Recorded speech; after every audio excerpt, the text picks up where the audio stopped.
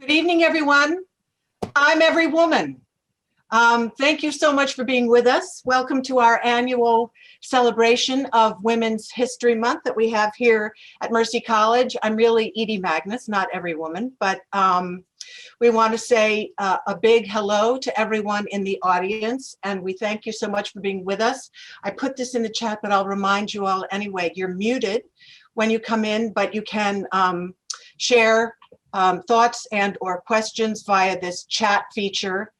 And we're recording this, so it will be available afterward if you want to see it again, or if you know someone who has missed it, and we'll be putting it up. So this observance, this month-long observance, this subject, women's history, the fortunes of women, past and present, and in particular the fortunes of women of color, is of particular focus at Mercy. We every year have a conference which is going on this week and has gone on several years prior, devoted to this topic, and we're going to show you some highlights from it in a minute. We look at politics and business and law and the current climate for women in all sorts of areas. So, but first, we're going to start with the man whose house we would be at if we could be together this year, but for this pandemic, and that's our president, Tim Hall. Hi, Tim. Hi, Edie, and good evening, everyone. I'm excited to welcome all of you to Mercy's Women's History Month community event. We weren't able to gather last year because of COVID, and we can't gather in our house this year, and I regret that. I'd probably get better food than my wife and I put together this evening, but I'm pleased that we can celebrate together through Zoom this year. You know that we're all benefactors of the women who founded Mercy College, and now more than a third of our students are women. And I can tell you that many or most of our student leaders are women. I meet every couple of weeks with our Student Government Association officers. All three of them are women and are doing a great job of representing our students. Every year during Women's History Month, Mercy's proud to sponsor, as Edie told you, the Women's Empowerment Conference. This conference celebrates women who've come before and those who are lending a shoulder to the next generation of successful women. We've had speakers from the world of politics, law, education, medicine. Most recently, we just welcomed Elisha Shabazz, the daughter of Malcolm X, who's a professor and an author. We also had Sonia Manzano, who was on Sesame Street for 44 years. So this is an exciting time in our history. More than 50 years after the first moon landing, NASA is planning to send a woman to the moon. And the first woman of color is today the Vice President of the United States of America. And Mercy is celebrating its own first, including tonight's first guest is an alumna who's making history as the first woman chancellor of the New York City Public Schools, the largest public school system in the country. Meisha Ross Porter, we're thankful for you to take your time with a busy new job to be with us tonight. You're such an amazing reflection on Mercy College. Mercy Associate Professor and Chair of Literacy and Multilingual Studies is Dr. Aramina Vega Ferrar, and she was just elected by the New York State Legislature to the New York Board of Regents for the 12th Judicial District in the Bronx. Last month, Mercy hosted an alumni event awards where we honored 4 women alumni. They included Camille Clark Barrett of the undergraduate class of 06 and an MBA in 09, the global financial lead for IBM's digital business portfolio. Sheila A. Enriquez, class of 96, who's managing partner and CEO of Briggs and Veselka Company, the 4th largest independent public accounting firm in the Southwest and the largest independent firm in Houston. Mary Fox Alter, class of 78, who's superintendent of Pleasantville Union Free School District in Pleasantville, New York. and Dr. Rosa Gonzalez, class of '69, an obstetrician and gynecologist in private practice in North Bergen, New Jersey. These are just a few of the many Mercy graduates who are continuing to shine the light on their alma mater and make us proud. So I'm so honored to welcome our other speakers tonight, and Edie will formally introduce them in due course. It will be a great program, and I thank you all for supporting Mercy College with your time and your interest. Thanks a lot. Thank you, Tim. Okay, we wanted to start out by showing all of you some highlights from some of the conferences that we've had in the past and the subjects that we've been talking about. So let's take a look.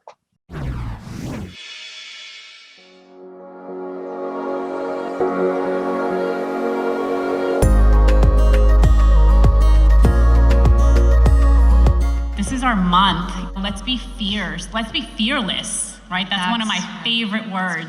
Walk into the room and you know what? We're not gonna be liked by every single person, and that's okay. And you have to be okay with that at the end of the day. But also finding a way to support one another, right? What can I do to help? And always remembering, she's another female, and just by being female, we have so much in common. CEOs, pilots. I'm a scientist. Anything you can do, I can do better. We are women. I've been asked to come and talk about the overall talk is Pathways to Power, the journey to women's empowerment. And the question at hand is whether today's political climate is a crisis or an opportunity for women, whether it's a crisis or an opportunity. And my answer to that is yes. Yes, it is. It is a crisis, and it is an opportunity. We absolutely, positively need more women running for public office. One thing about having a voice, too, is that you also have to listen. I'm actively listening for the other 90% so that by the time my voice comes out on that 10%, it's going to be accurate, it's going to be loud, and it's going to make a difference. Regardless to how we feel, politics rules everything that happens in your life, to that street light placement, to your children's education, to your health care. I tell every woman that she needs a political love tribe. You need people that are going to be for you and only for you. I was interviewing AOC, and we sort of looked at each other, two Latina women from the Bronx, and you look at each other incredulously, like, what are we doing here? But when you come from places like we come from, you have to dream big. You've got to dream out of the box because no one else has done this.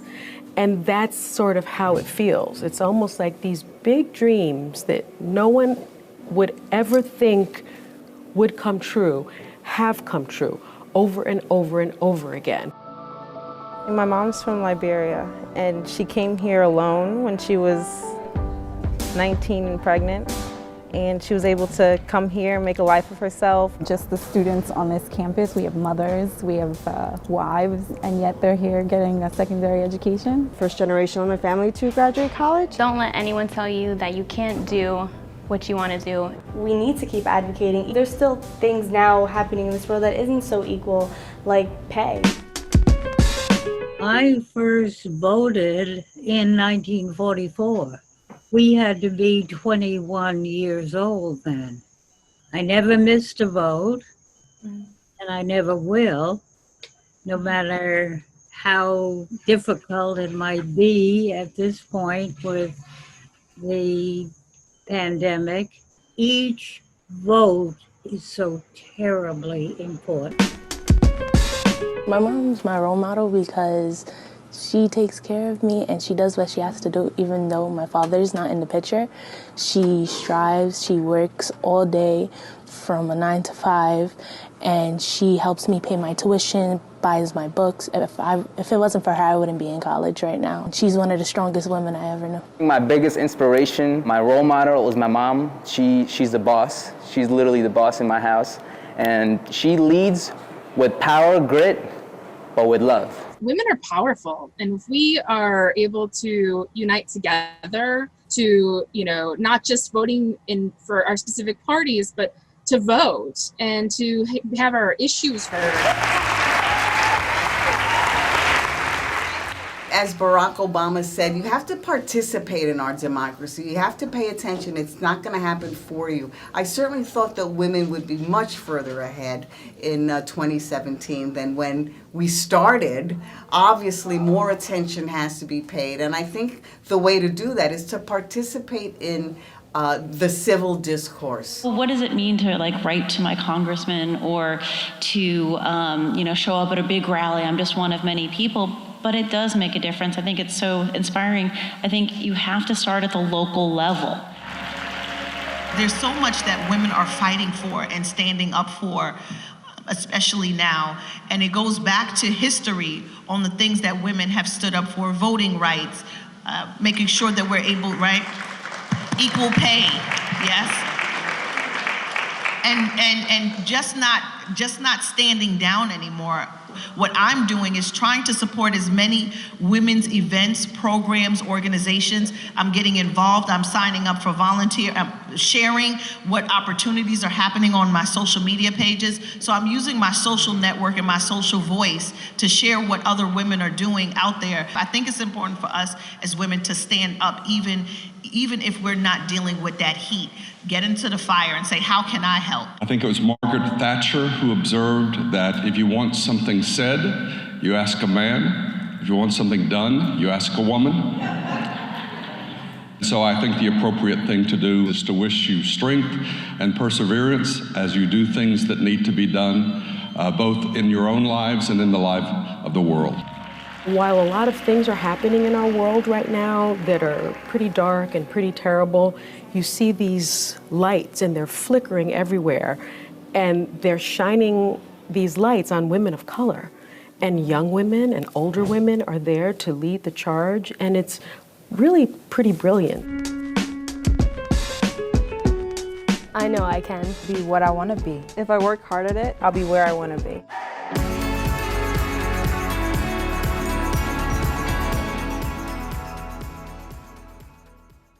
So have any of you heard of Margaret Knight? You can just plug in the chat. Yes, no, do you know who she is? She lived during the 1800s. No. That is what I thought you would all say, by the way. So check this out. I've just been sort of combing through the articles about women in history in preparation for this night and sort of thinking about the month in general. And I come upon this story about Margaret Knight. She was an inventor who, in the 1800s, with only an elementary school education, only elementary school, she filed patents over a 42-year span. And in total, she created at least 89 inventions, which she patented, 22 of which she patented in the US, and some of which, by the way, we use today, including, wildly, the flat paper bag. The paper bag with a flat bottom was invented by this woman who so many people have never heard of. Her first invention happened when she was 12, and she had been working in a cotton mill, and she saw a child be injured when a spool of thread sort of jumped off the machine. Tim, I see you nodding your head. I'm betting you know this story, by the way, because you know everything. But anyway, we're going to go straight away to one of Sunny Hostin's flickering lights, and that is Meisha Ross Porter. She's with us tonight. She's a Mercy alum. She got her master's degree in education, administration, and supervision at Mercy in 2003. And in 2020, she received an honorary degree, a Doctor of Humane Letters. And when she came to receive the honorary degree, she was then the executive superintendent for the New York City the Bronx executive superintendent, rather, for the New York City Department of Education. And she is now the chancellor of the New York City Public Schools. So that we are on her dance card this evening is just the most awesome, fortunate thing in the world. Meisha, welcome to you. You are making history. You're the first woman of color in that role. I just wonder if you've been, I know, really, could we just take a minute, by the way?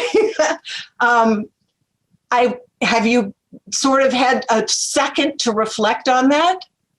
First of all, thank you so much. It's an honor and a privilege to be at my alma mater. And like you said, like you are on my dance card and have been such an important part and such an important, played such an important role in my journey to this place. So thank you. I would not be here if my time at Mercy didn't happen working on my administrative license. And I am very clear about the importance of this moment and the role that this moment plays in the lives of all young people, including my daughters. And so it is just an honor and a privilege to, a month ago when we talked about this, I didn't know I was going to be a history maker. I thought I was just coming to talk about all of the amazing women who impacted my journey.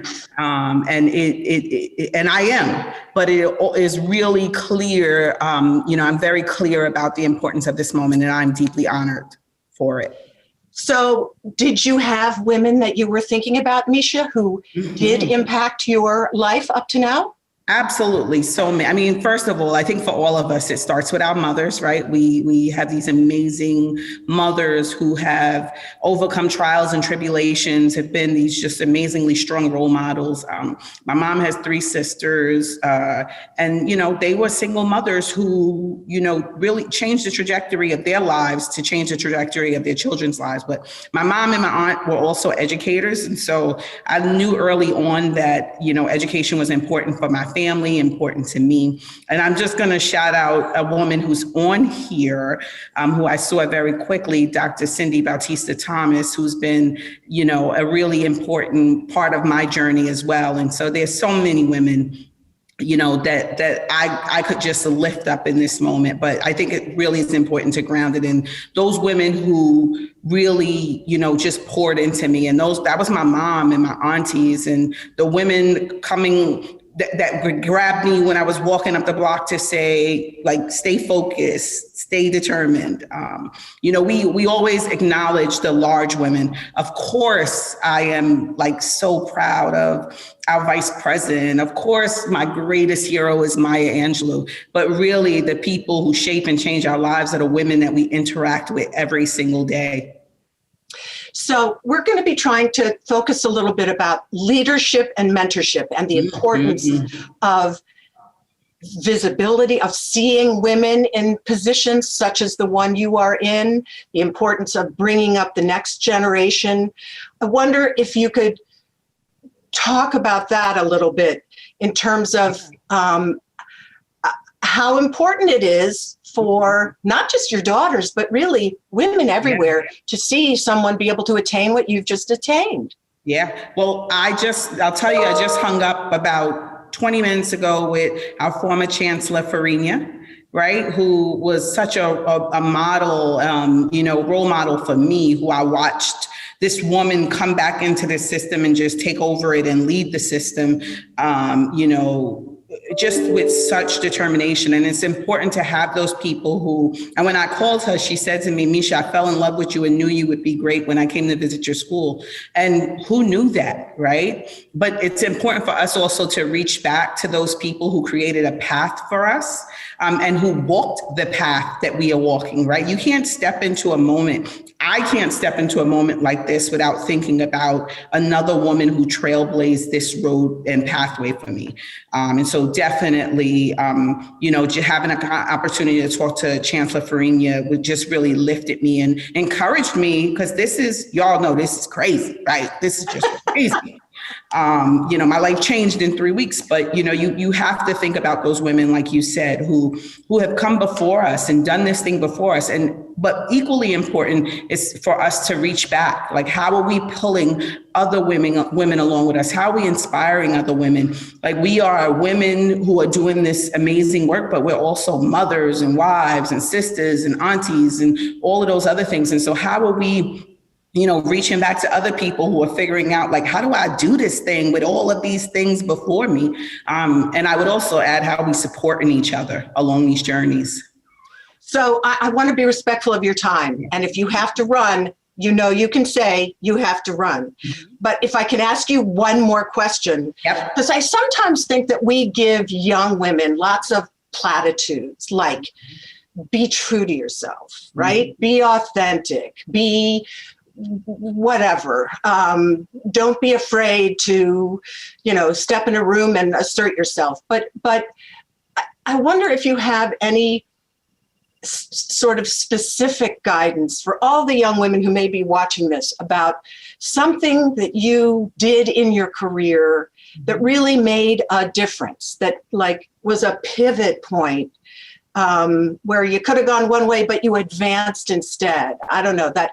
I mean, one may not come to mind, but if it does, it would be great. I will tell you, and this is probably so simple and not like really high level. In fact, the Chancellor Carranza said it to me. And today I was in middle school in Queens and a 7th grader said to me, I said, give me some advice. What do you think I should do? And they said, just do you. And I'll tell you, I have really worked, and it is hard to be my authentic self in every way possible. I like to have a good time. I work really hard. I'm deeply committed. I lead with heart. I love my people. And that's who I am. My family is very important to me. My school people become my family. My work people become my family. And I think we have to lift up the importance for women in particular to not feel like we have to code switch and become this other person to take on these roles. And I think do me is great advice, but like really being your authentic self, letting your authentic self really shine through. And, I think the mask is what gets in our way. When we put on the mask and we create this other persona, then people don't see your power and potential. And so I'm honored that I've been able to do me and be my authentic self, and land in this place. It is such, I sometimes say, are they crazy? Do they not know who they put in? But I guess they do. I'm sure they do. And congratulations again to you. And we'll be very grateful if you want to hang in with us. We have like other terrific people we're going to be talking to. We're so grateful that you could spend this time with us. And we wish you every success. Mercy College could not be more excited for you and proud of you. So thank you, Meisha Ross Porter. I do have to jump, but I want to thank Dr. Hall for all of his support and to all the amazing women. Congratulations to Dr. Ferrer, one of my other heroes. I wish you all the best, and I'm here. Thank you. Thank you so much. Okay, so we have other people we're going to be talking to now. 3 people, to be exact, who are with us. Hold on, let me get my bios together here. Okay, the first person who is with us is Angela Ajitayapia, who has been in healthcare for over 23 years. 20 of it she's been in nursing, and 11 years she's been in leadership. She is currently the Associate Vice President of Oncology Services and the Cancer Program Administrator for the Hackensack Meridian Mountainside Medical Center. And she is with us today. I don't know where you are. If people are on a gallery view, Angela, if you would wave just so everyone can see you, that would be great.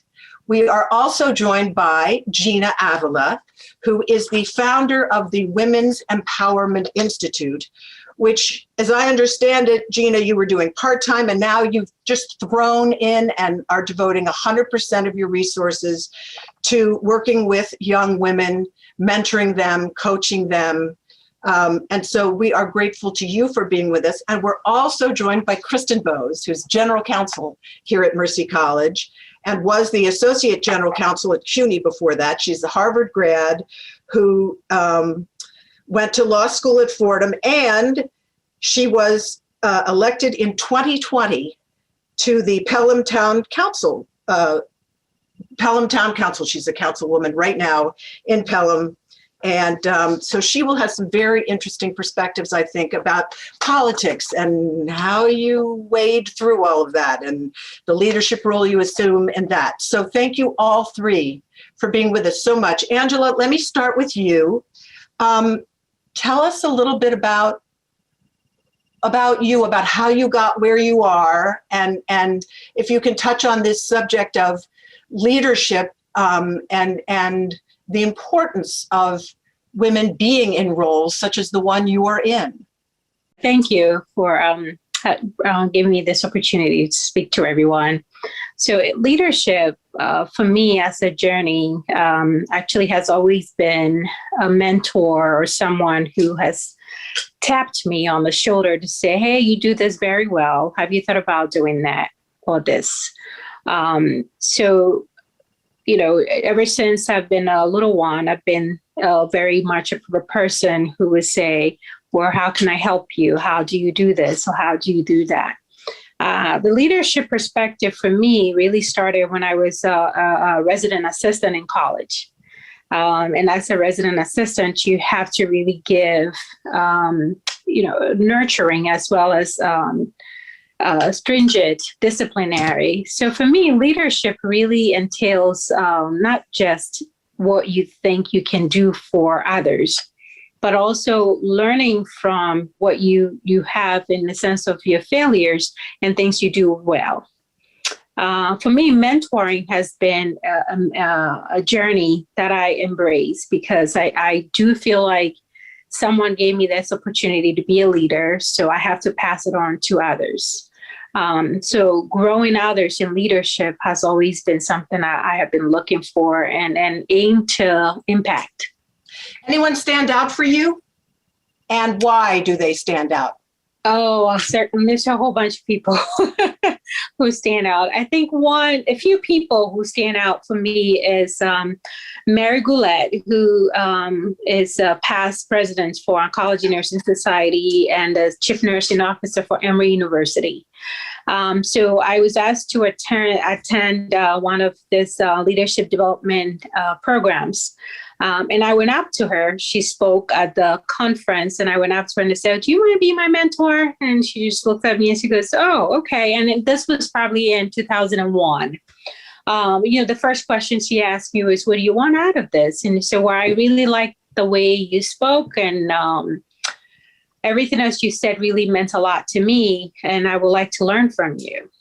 So since 2004, I have been in relationship with my mentor, who is my coach and now my sponsor. And I think the difference of her standing now is the fact that she grew with me. And she wasn't just my mentor, she became my coach and she became my sponsor. And I think that's one thing that women really need in regards to growing in leadership. You can have a lot of mentors, but the way Mary stood out to me is now when she sees that there's an opportunity, she'll say to me, Angela, I will recommend you. And that's what we need. You can have someone tell you, do this, do that, or someone who coach you to say, well, you didn't do this, or you did this very well. But having that sponsor, someone who really will put themselves out to you and put the names out to support you is very important. And I feel that's why she stands out.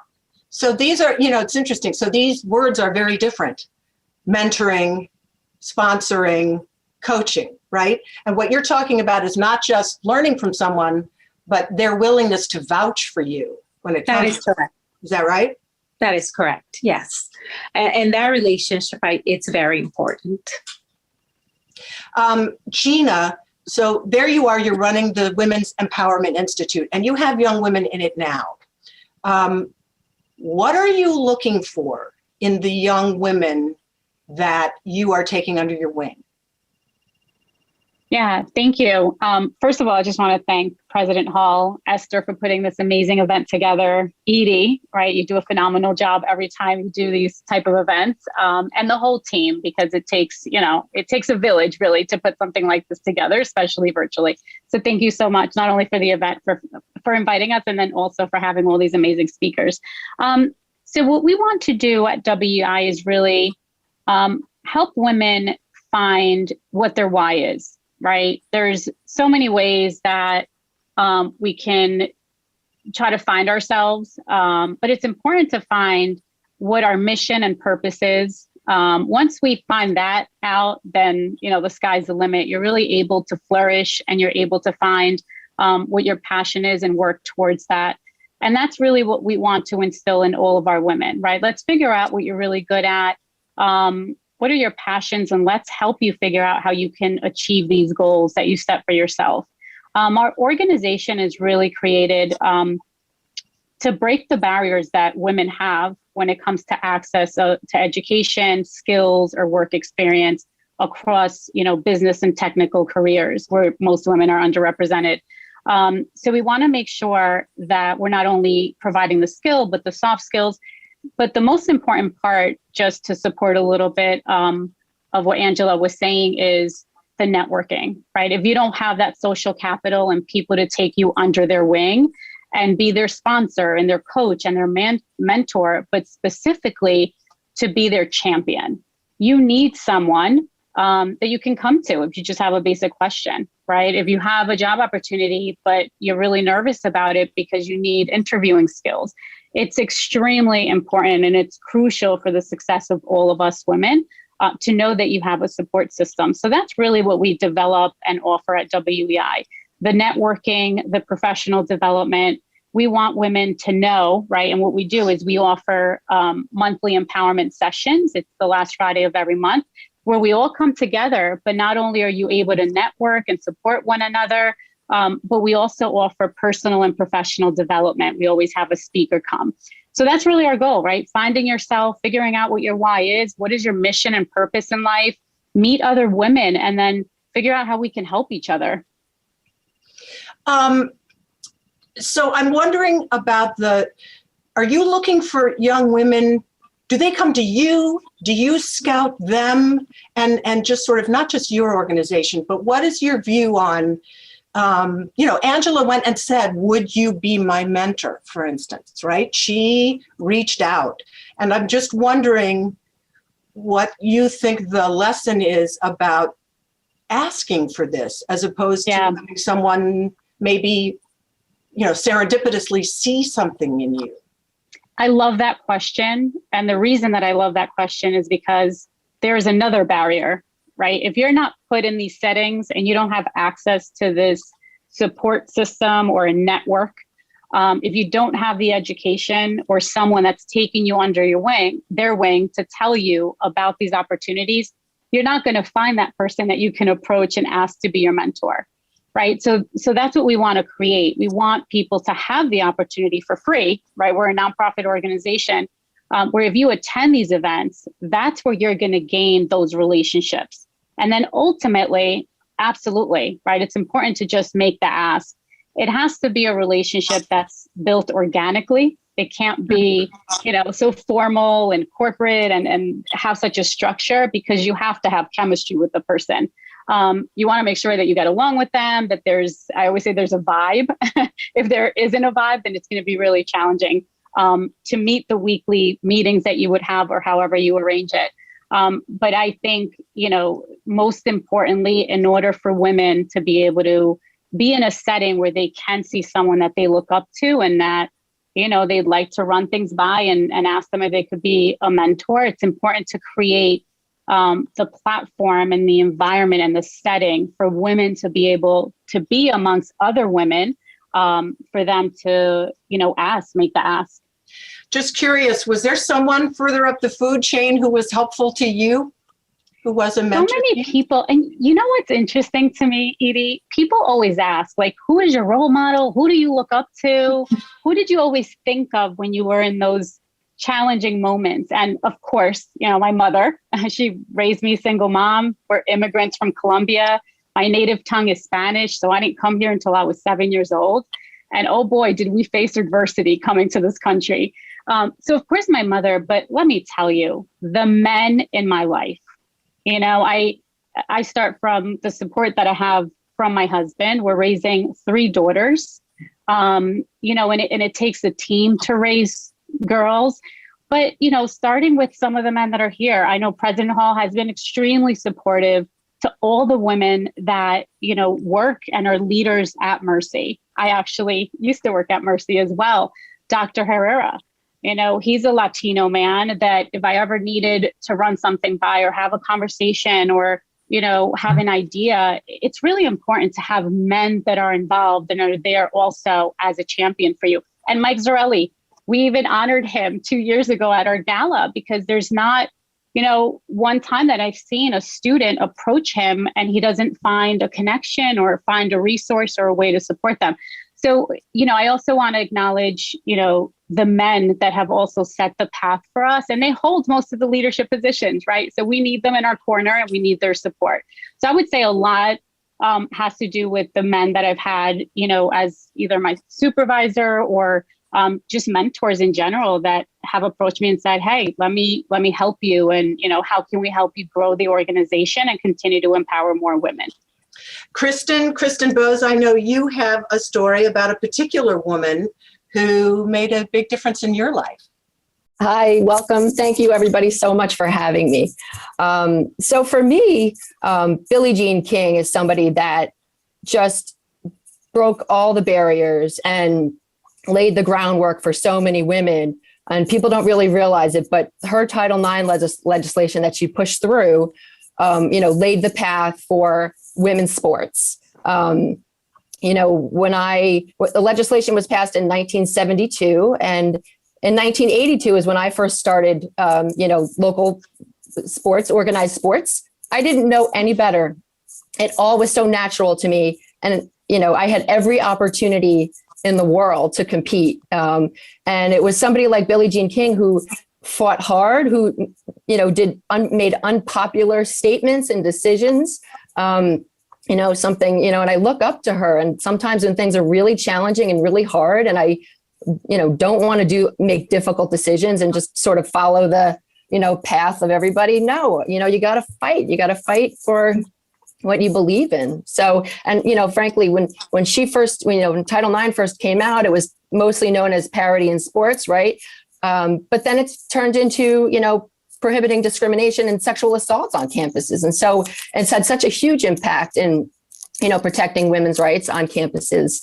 And, even probably leading to the Me Too movement. So I just look at her and think, thank goodness for her, I wouldn't be here today. So you made this very interesting decision to go into politics. I did. What inspired that? So I actually always loved politics. When I was in my sixth grade yearbook, I said I was going to be the first woman president. I hope that's still not going to be true. I want to see Kamala make it. But, I'm very busy and I just didn't have time. And then after the 2016 election, I just couldn't sit by anymore. I went to all the women's rallies. I took my daughter and I looked at my daughter one day and I said, we've got to do this. And so I ran for local office and it was really hard. I almost quit. Mercy was in the middle of the CNR transaction and I didn't have the time. And I literally almost pulled back my application and I didn't want to lose. But I did it. And I beat an incumbent who was here forever, on the board forever. And the first Democrat in 20 years in Pelham. So. And what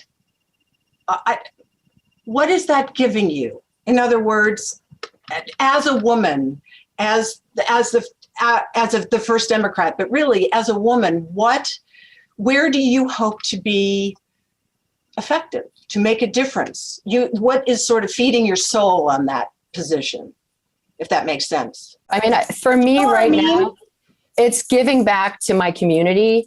Like my daughter, I coach my daughter's soccer team. I coach my son's soccer team, and just and it's great to show the boys. The boys don't bat an eyelash. I'm a woman coach for them, right? But just like being a leader in my town and my community and giving back. I'm giving back at the school for various things. It's, to me, that's the most important, thing I can do right now. And in politics, are you making a difference?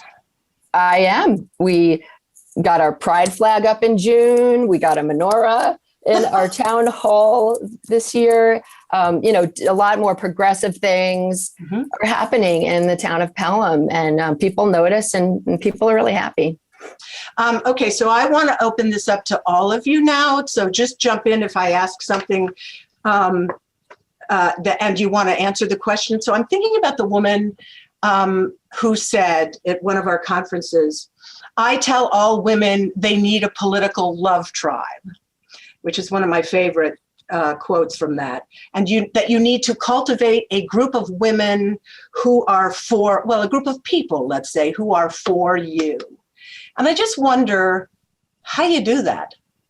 So for me, I would say The political war tribe, it's really important in the sense that having diverse people as part of your to go to is important. So for example, if I need help with my faith, I have someone I go to. If I need help with a healthcare finance, I know I have a colleague to go to, or a coach or a mentor to seek to, so on and so forth. If I need help with my marriage, I have somebody to speak to. And I think that having that diverse people of support is important. Having a mentor, a coach, or a sponsor does not all need to be one person. And I think for me, my journey through leadership as a woman has more been of taking that perspective from what I have learned. So today, if you ask me, who is my tribe, as we call it, it's very diverse. I have, close friends, and I have people that I can seek resource if I needed to. And I think that's what is important. My tribe, or my political makeup, is also made up of people who would say to me, no, you did that wrong. So getting that feedback, it's not always have to be positive. If you're doing something and you need a good feedback or someone to tell you, you know what, you could have done this better. I also want that. I want that feedback. So my tribe, or political makeup of people I have around me, is very diverse. People who can speak truth to you. That's an interesting, that's not everybody in your life, right? People who are willing to.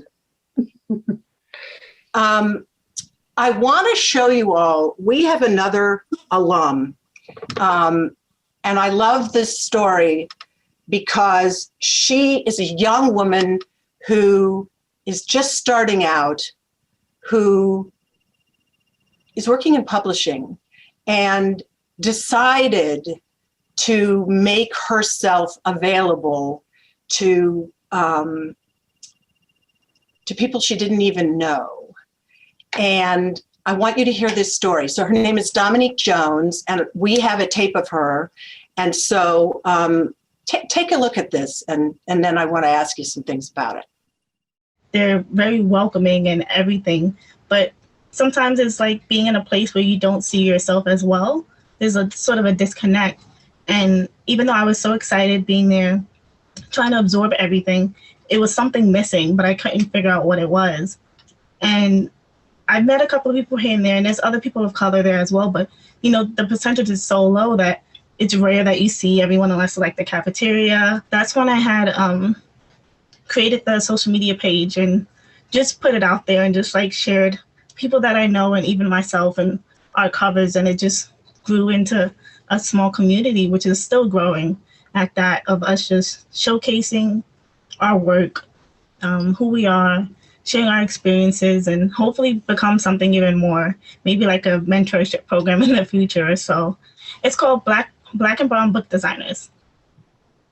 Mm-hmm. Awesome. So I also on the website, we also have a website as well, and I try to post up as many job opportunities that are out there to give people that little foot in the, like that little open door for them. Even in design, there's such a low percentage of Black or African-American designers, and even designers of color, that is going to be hard to see in this industry itself get there like at a dramatic pace as they want it. It's going to take time. And I was like, yeah, but like, it just feels weird. Like I feel like I'm the only one, and maybe there's someone else out there like me. I like to say it's always full of surprises.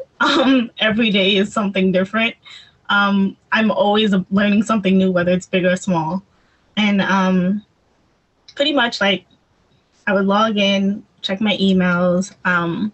We usually have cover meetings like about once a week. And that's where we either, there'll be conferencing new titles, or we'll be showing titles. And depending on that, get feedback, work on it, wait for it to get approved. Also, besides working on covers, it would also be mechanicals, which would be like the whole book jacket. So you're also working on that, or a couple of reprints that might come in, small changes or big changes. Yeah, and sometimes it's rare, but worked on like smaller projects, maybe like advertising a little tote bag or something to like promotion and see if it's approved to help promote a book.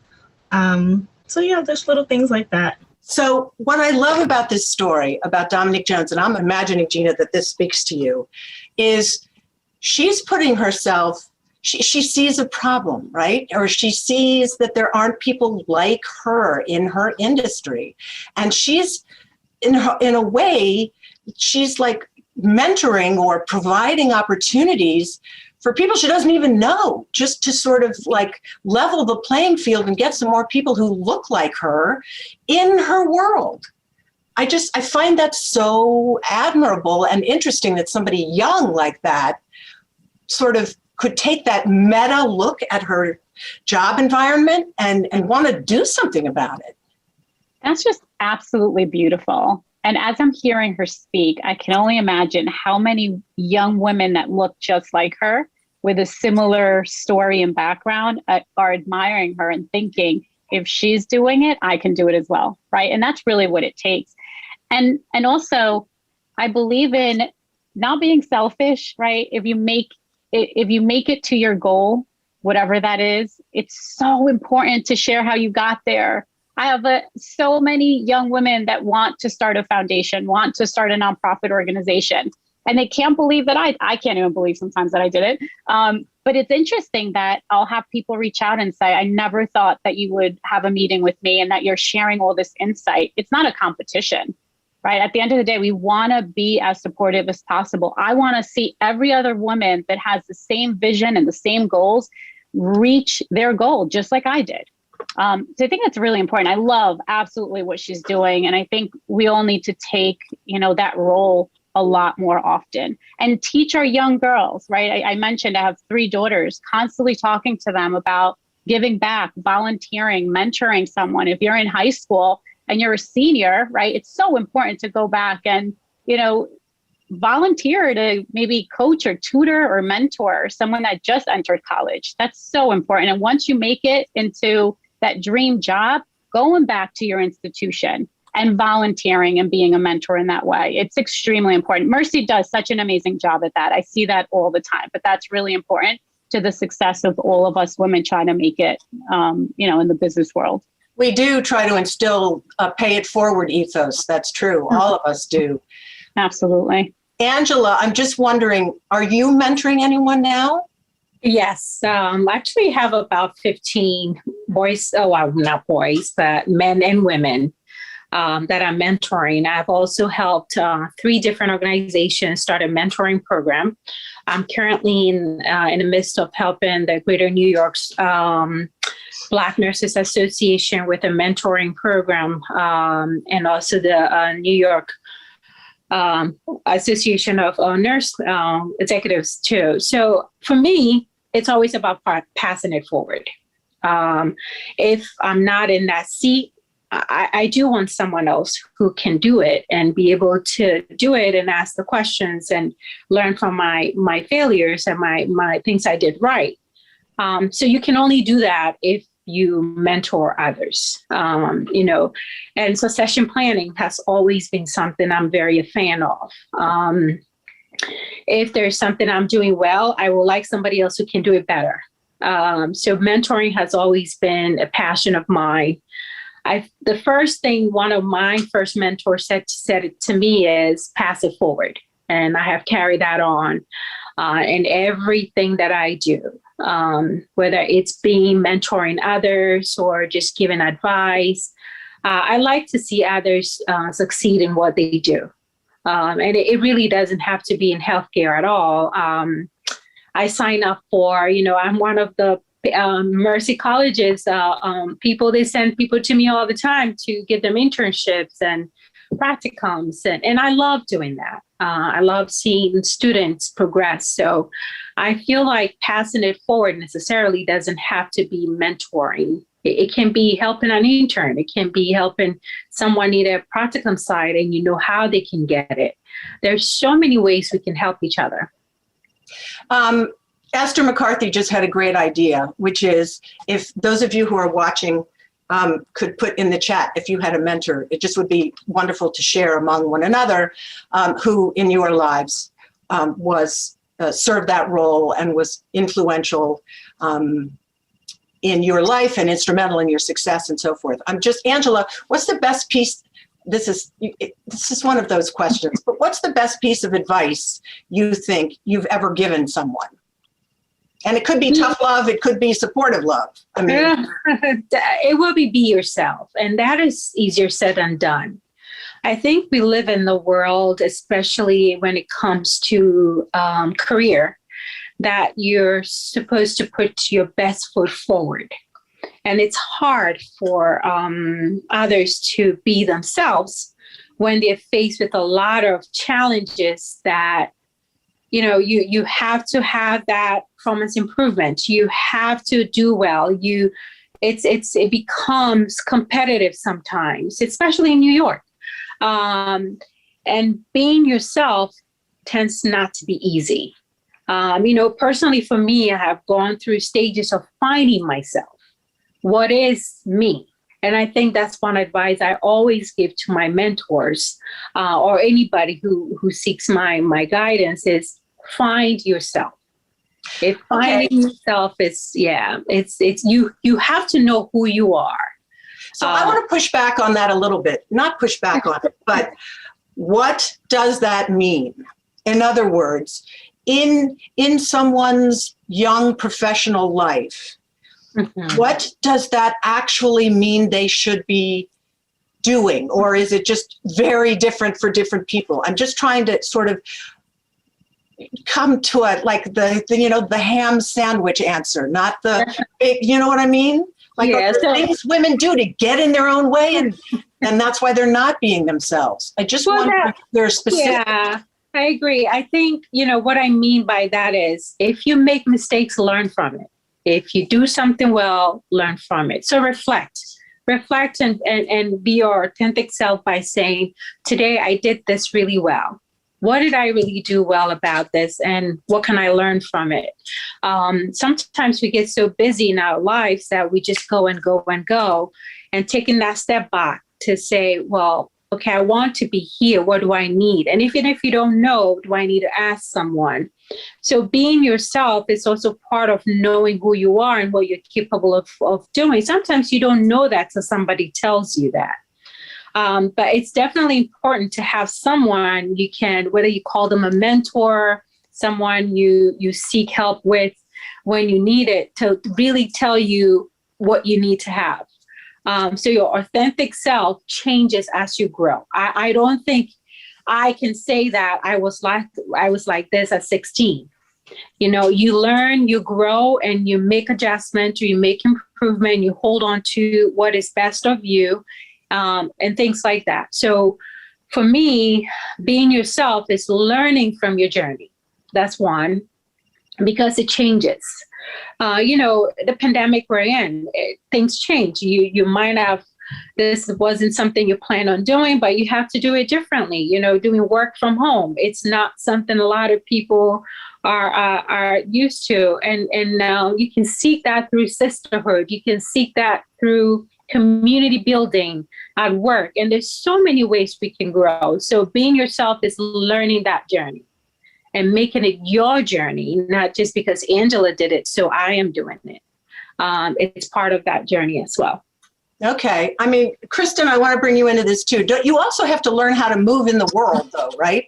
How to understand the culture that you work in and fit somehow in addition to being yourself, right? So I have a phrase that actually we used to use with my soccer team way back, which was we hunt in packs. And fast forward now, Abby Wambach's famous speech at Barnard, I think it was the wolf pack. You are with the wolf pack. And I try to live that every day. All the women, older women that I look up to, younger women, everybody in my community and at work, we are in this together. We are the wolf pack. I actually named my little girl's soccer team the Wolf Pack and gave each girl Abby Wambach's book. I don't think anybody's read it yet, but I'm going to quiz them. But that's how I get by. I have so many friends, and I think Angela said it perfectly. I never thought of that. I have mentors or just people that I call on for various things in different areas of my life. I never thought of that, but how powerful that is. Gina, did you want to say something? I think I may have interrupted you. I don't know. No, it's okay. Oh, okay. One of the things that I always think back when we're mentoring, we have so many volunteers, right? Because of our mission, we just draw a lot of attention and people wanting to give back. And one of the things that I'm always sharing with our young women is the importance of just sitting back and listening, right? I feel that we're constantly in a place where we feel that we have to prove ourselves and we have to speak up and give feedback. And it's so important to just sit back, listen, learn from so many amazing people that we come across every single day, because there's something to learn from everyone. So I would say that's really important, especially when you're starting out, and take advice, right? Like, be very open-minded. It may not make sense at the moment that you're hearing this advice, but in a few years it does. And then you're like, that's what that meant. So it's important to just have an open mind and really listen instead of just being so proactive. I wish someone would have said that to me when I was younger. That would have been really great and would have avoided a lot of heartache. I still am not sure that I know my authentic self, by the way. I mean, I just never stepped back and thought about it, really. I feel like I sort of was too stupid to do anything but move forward like I don't know what. But all right, it's almost time to say goodnight. Any of you have any final thoughts before I say goodbye to everybody? Because I could sit here and listen to you all night, by the way. Yeah, I'd love to encourage the women that are on here to join our monthly empowerment group sessions. They're absolutely amazing. We have guest speakers from all walks of life, different skill sets. We like to give that platform also for women that love to practice how to do a presentation and have something to share. If you're launching a book, if there's a workshop that you're running at work and it's been really successful and you think it would empower other women, reach out to us, let us know. We want to, help you do that. And, if you want to volunteer, visit our website. You could be a guest speaker. You could be a mentor. We're talking about the importance of being a mentor. Our next session starts next week. So we're super excited. We're going to have 18 women that are going to take our program, 10-week job skills training program. Yeah. And, of course, attending our fundraising events. And thank you so much. This was absolutely amazing. It's a great way to end the day from being away from people, right? Trying to get back to normalcy and seeing people is just amazing for me. It's nice to talk about things that matter. I agree. Okay, Kristen, Angela, any final thoughts from you? Or I want to be respectful of your time. So my clock says 7:30. Thank you. Thank you so much, Gina Avila, Kristen Bowes, Angela Ajitayapia, whose name I practiced 50 times before we started tonight so that I would get it right. Thank you very much. And of course, Meisha Ross Porter, how amazing was she?